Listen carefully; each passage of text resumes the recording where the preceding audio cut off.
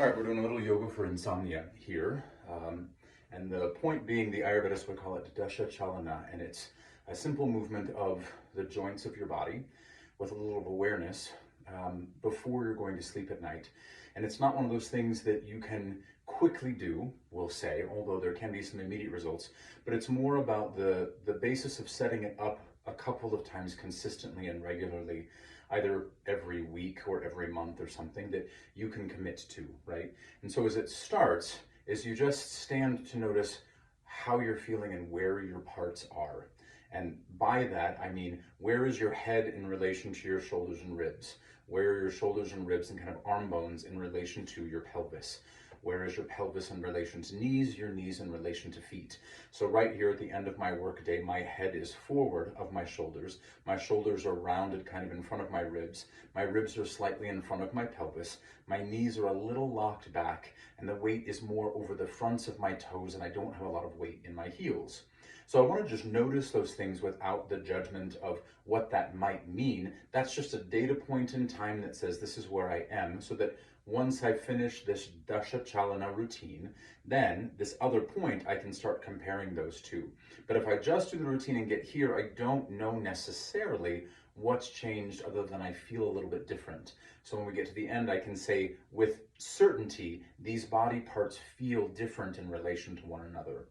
So once I've gotten that baseline, then I start with the neck and move through my head in little circles in one direction, in little circles in the other, perhaps, tracing a circle in front with my nose, and then I can move a little side to side. The speed at which we do this totally depends on you, right? You can go as fast or as slow as you'd like. As I've had a relatively busy day, I want to go a little faster at first, and then I can slow down toward the end. Then I'll do a little bit side to side, and just notice what happens in my other parts there. Then I come back to center and notice how that feels. I might pause and wait for any sensation that came up to diminish or to minimize before I move on. Then the next would be the shoulder blades. How am I moving them? You can move them together. You can move them in opposition, not in opposition, but have one going up while the other one's going down. You can also move one back while the other one moves forward, which I find very challenging, but that's one thing to do. And then switch directions on that if you want. Or again, you've got this one, then that one going, or then you roll them both forward as well. Lots of options, but how did it feel to do all of that stuff in my blades? Take as long as you'd like with that, but generally, I'm going to say about 30 seconds to a minute, maybe 2 minutes if it feels good. Pause.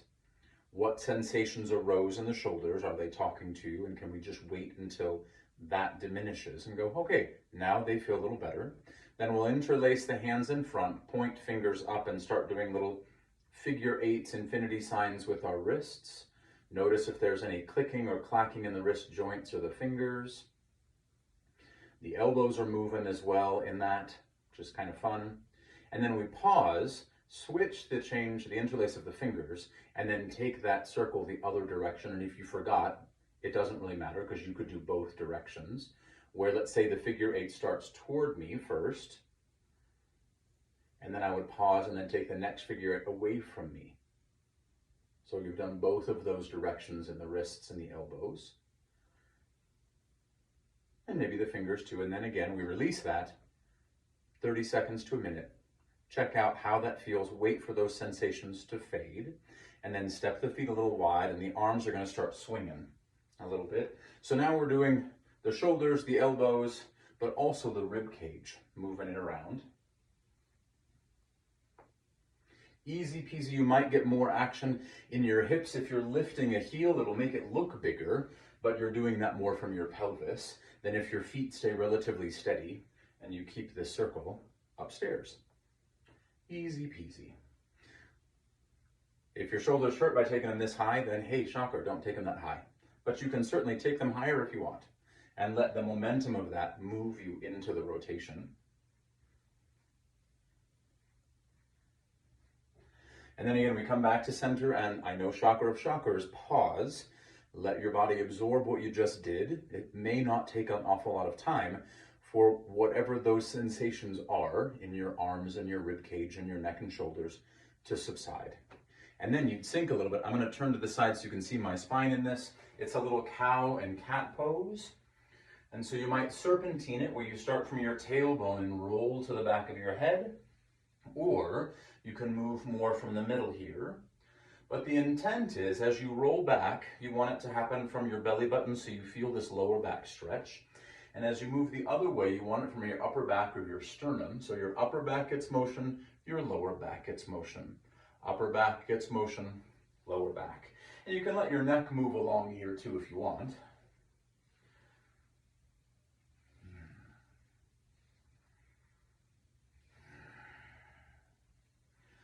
And then again, after a few of those, we come on up, pause.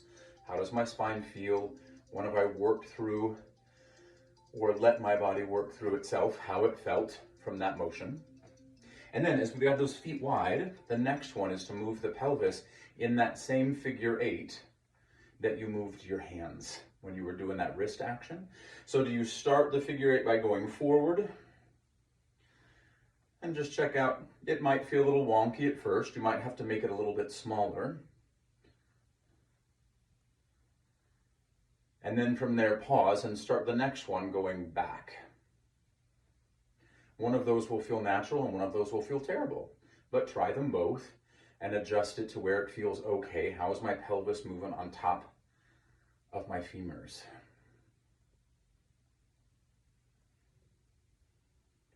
Lovely. Again, 30 seconds to a minute. If it feels good, go longer than that. Pause. And then digest just what happened in your hip joints. Like, oh yeah, that felt good or that felt bad. Now it feels more even on both sides. Lovely. We bend the knees here, and then we're going to start doing little circles in the knee joints. So your feet can be wide, but if it feels better to bring them in, you can do that. You can also squeeze them together and do little knee circles, and you got it. If you go this direction, you need to pause and then go the other direction. Whether your feet are narrow, a little bit wider, or like we started, relatively wide, how that moves in there. 30 seconds to a minute. Pause. Oh yeah, that feels quite nice. So then the next joint we have would be the ankle. Again, I'm going to turn to the side so you can see this. And we step a foot back, and then we're going to roll to the tops of the toes, circle around back to the bottoms of the toes. It's very difficult to do this on both feet at the same time, and if you can, hey, bully for you. I haven't mastered that levitation yet. So I'm rolling toward my pinky toe first, then in toward the big toe. And you got it. I'm going to pause and then go toward the big toe and roll around toward the pinky toe, and just see how that feels on my ankle and on my toes themselves. So you're working some pressure points, some reflexology points, some meridian points along your whole body as you're doing this.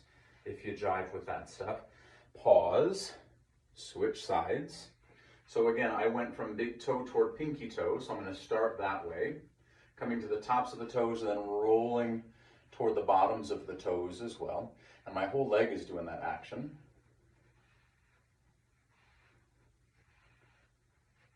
And then pause and then go the other direction, maybe from pinky toe toward the big toe around.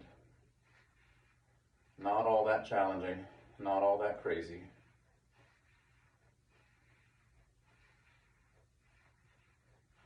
And then when we're finished with that, come back to center. If your toes don't work that way, work in the direction and in the range that your toes will let you do that, right? If you want to sit on the ground and just roll your ankle and point your toes because that's less pressure on them, by all means, do that. Whatever your ankles and toes let you do. The very last action is a full body roll. So as we're starting here, we're just going to kind of soften down and then roll back up. And yes, it might look a little bit ridiculous, like your body's not going to do that. Who cares? Just figure out what that might be to let your body kind of collapse like that little toy. When you push the bottom of it, all the strings like get super long and it just drops. And then you release it and it comes back up. You could always reach up, drop, and reach up. So do a couple of them, right? And since you're at home alone, in most instances, you can look as foolish as you like, or as fun as you like. At the very end, pause. You've warmed all that up. How does that feel now? And now you have a point to compare. From where you started. Where are your parts? My head is further back, my shoulders are back. My rib cage feels a lot more settled on top of my hips. My weight is further back toward my heels from that practice. And you have now something to compare it to.